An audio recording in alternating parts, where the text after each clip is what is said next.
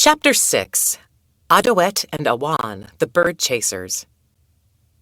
"Adoette, it's time to go," whispered Awan. "The sun is almost up." "I'm coming," Adoette replied softly as she tiptoed through the doorway of her home. "I have fish for us to eat later," she continued. "I have water for us to drink," Awan said as he smiled at Adoette. The children chatted with each other as they made their way towards their family's cornfield. The cornfield was a short distance from their village near the river. As they walked, the sound of crows cawing rose up into the warm spring air. The crows had returned to signal that wintertime was over. The warmth of the sun was once again encouraging life in the sleeping earth. The sun was a yellow haze on the horizon as the two children walked together. Adoette and Awan had the important job of scaring the crows away from the corn seeds that had been planted in the field. The crows had returned just in time to watch the men of the village plant their crops. The dirt, no longer frozen, was now warm enough for planting. Using a hoe fashioned from the jawbone of a deer and a small tree branch, the men created long, thin channels in the dirt. They placed the corn seeds 1 footprint apart in the bottom of each channel. They covered the seeds with dirt and watched as the rainfall and the sunshine did the rest. Each family group had its own cornfield. Corn was an important crop. It could be stored for the winter in grass-covered pits. Corn was used to make flour for fried cakes, breads, and puddings. The husks of the corn plant were used to make baskets and mats. In addition to corn, each family grew beans and squash.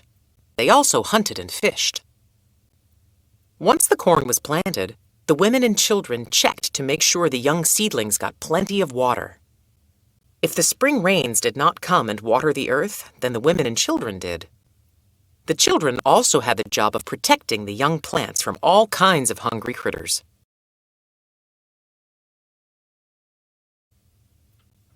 Adoette and Awan were sent to the family cornfield each day to guard the crop. As the corn crop had just been planted, crows were the worst enemy. They would either dig up the newly planted seeds with their sharp talons, or they would wait for the seeds to germinate. Then they would pull up each seedling plant, cawing with delight as they consumed the corn seed and discarded the rest. As the two children arrived in the cornfield, they could see that several crows were already there. The crows sat in the dirt, watching the young plants. Adoette and Awan placed their supplies on the ground and yelled at the crows.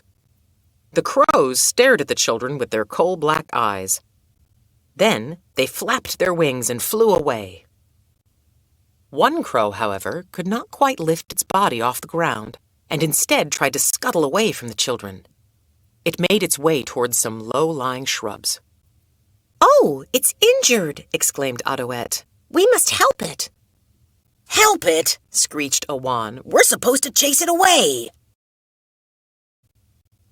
"If it can't fly, it could be eaten up by any number of creatures," continued Adoette eagerly. "You are crazy," said Awan. Slowly, Adoette made her way towards the crow. The crow had stopped moving just in front of a shrub. It had turned to look at Adoette. "Are you injured?" Adoette asked the bird softly. "Here, let me help you." The crow inched its body under the shrub and stared intently at Adoette. Adoette sat down in the dirt and chatted with the crow for a while. Awan, unhappy with his cousin's behavior, stomped off to look for snakes. Eventually, Adoette reached in under the shrub and gently yet confidently picked up the bird. The crow flapped its wings for a second or two, but then settled down in Adoette's arms. When Awan returned, he found Adoette watching the field with a crow in her arms.